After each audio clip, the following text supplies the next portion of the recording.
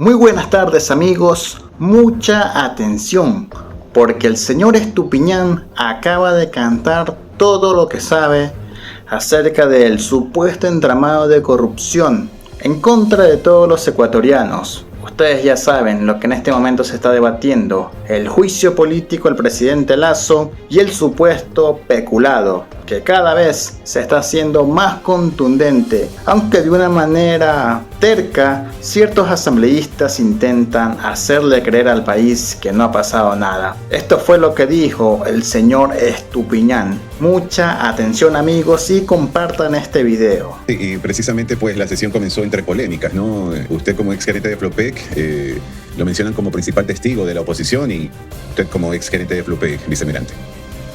Hay dos cartas que vienen, pero no tienen pruebas. Hacen suposiciones, hacen una sola verdad. Y eso es lo que no les gusta, pues sin tapujos, sin interpretaciones. Y esas son pruebas fehacientes realmente que, repito, no es que yo quiero irme en contra del presidente. Yo trabajé en el 2017 y con todo en las elecciones, la primera elección que tuvo el presidente, que no la supo defender porque la ganamos y no la supo defender. Así que no tengo nada contra el presidente, excepto que no ha hecho lo que tenía que hacer como un estadista cuando conoció un problema grave, serio, que tiene que ver con la corrupción. En lugar de escuchar, de investigar y de tomar las acciones correspondientes, pues inclusive lo destituye al señor Valdivieso, que le ponen un informe que le hizo en 15 días. La verdad de los hechos, pues, en sentido siempre de hipótesis. Yo no hablaba de hipótesis, yo hablaba de hechos contundentes y fehacientes.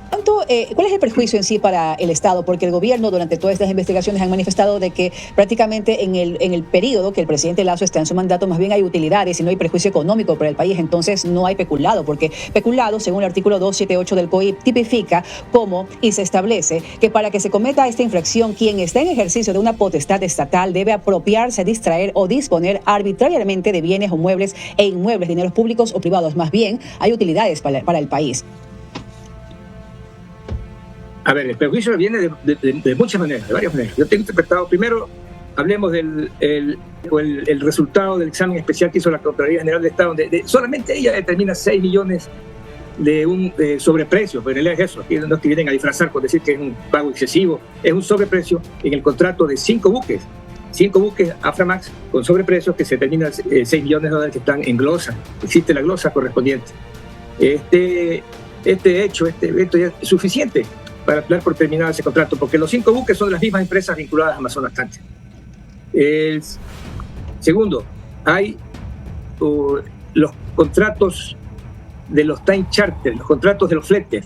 En fletamento, Flopec tiene unas pérdidas que están aproximadamente de un contrato, de un negocio de fletes, en un periodo que yo lo calculé en 22 meses, es decir, casi 2 años desde que comenzó el contrato con Amazonas Tanker hasta el 31 de diciembre de 2021.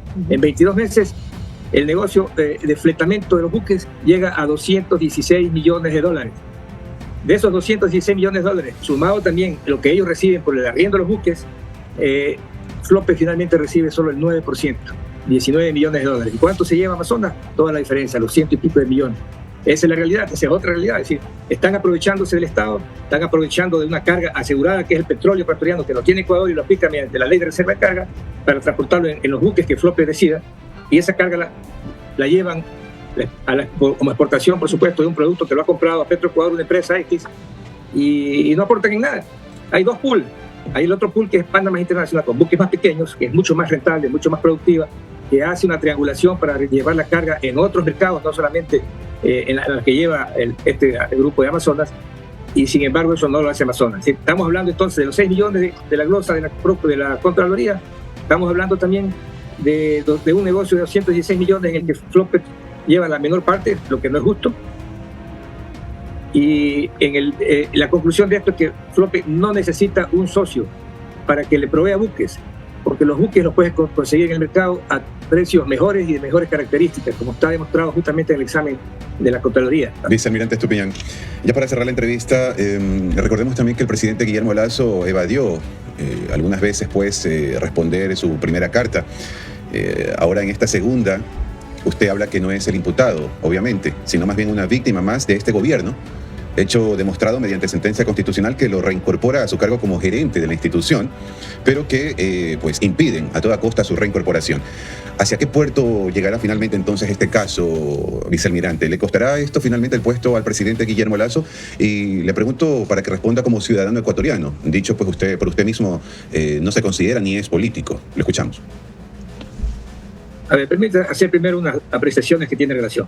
Para terminar, las consecuencias pues, de esta terminación unilateral o esta exigencia nuestra de terminar un trámite del contrato llevó a que le planteemos a Amazonas 8 requerimientos que significaba mejorar las condiciones contractuales del contrato. Esos 8 requerimientos nunca fueron aceptados. Yo salí y nunca hubo una respuesta adecuada de Amazonas, primero. Segundo, no son cartas, son oficios. Oficio, yo diferencio, porque una carta de general no tiene un número de identificación justamente para hacer un seguimiento del trámite dado. Primero fue un oficio como gerente general, una copia que se le llegó del oficio contestado a la asambleísta Mireya Pamilla, donde en detalle se explica el por qué es inconveniente. Segundo, le mando una comunicación ya personal cuando ya me sacan del puesto de gerente general, cuando soy sustituido, y obviamente pongo las presuntas como una presunta, porque esto no hay pruebas. Yo tengo llamadas telefónicas, pero no estoy enseñado, nunca he grabado llamadas telefónicas, pero tengo las horas, fechas en las que tuve las llamadas telefónicas de Hernán Luque Lecaro, diciendo el que me sustituía, primero que que pida la renuncia, pero luego me dice que me va a destituir porque le clavé la puñalada en la espalda, etcétera, etcétera, y finalmente terminan en una sesión destituyendo. Esos son oficios. El presidente los tuvo en su mano, los conoció. La Dirección de Atención Ciudadana que dio trámite a esos oficios los envía a los 2 denunciados, al gerente de Flopec y al presidente del ENCO, para que ellos contesten. Obviamente contestan informaciones sesgadas, mentirosas y llenas de cosas sin sentido o tratando de justificar sus actuaciones. Eso debe haber sido es una denuncia formal. No podía pedirle a ellos mismos que den una explicación de lo que estaban haciendo. En relación a lo que le viene al presidente, pues no podría adelantar eso. No soy político, como le repito. Yo no quisiera, pues, el presidente quisiera que termine su gestión. Esa es mi apreciación personal. Estoy en medio de 2 grupos: el grupo opositor que quiere la salida del presidente y obviamente el grupo del presidente que quiere que continúe y termine su gestión. Como ecuatoriano, pues yo quiero lo mejor para el Ecuador. El presidente ha demostrado muchas fallas en su gobierno, pues esa es responsabilidad de él, y lo que se viene y lo que no se ve es responsabilidad de él dentro de sus decisiones y de su actuación como un verdadero estadista que debe ser del Estado ecuatoriano. Algo que falta en nuestro país, seguramente. Vicealmirante, muchísimas gracias por la entrevista. Da la invitación a una próxima ocasión. Solo permítame una última apreciación. ¿Cuál era la solución? ¿Cómo se evitaba todo esto? Como una decisión del presidente de la República, por supuesto. Yo pedí que me reincorporen a Flopec. ¿Para qué? Para terminar ese contrato. Y ellos pedían la renuncia y me iba que si lo hacían cumpliendo el debido proceso, porque a mí me sacaron con ilegalidad e irregularidades que están aceptadas y determinadas por los jueces constitucionales. O al revés, simplemente dispóngale al gerente subrogante a que termine ese contrato porque es negativo, es lesivo por el Estado, está determinando la Contraloría del Estado, no yo ni estoy pidiendo. Yo sí les muestro con números más de lo que dice la Contraloría el por qué este grupo o estas empresas vinculadas a la intervención petrolera renunciar. La solución entonces era fácil: termine Amazonas Tanker y se acababa la historia del peculado, se acababa, desaparecía, se desvanecía por el famoso peculado. ¿Por qué no lo ha hecho el presidente? Se la pregunta. Él tiene que contestar. Tendrá que responderlo el presidente. Muchas gracias. ¿Qué opinión tiene usted? ¿Verdad? ¿Mentira? ¿Qué es lo que el señor Estupiñán sabe realmente?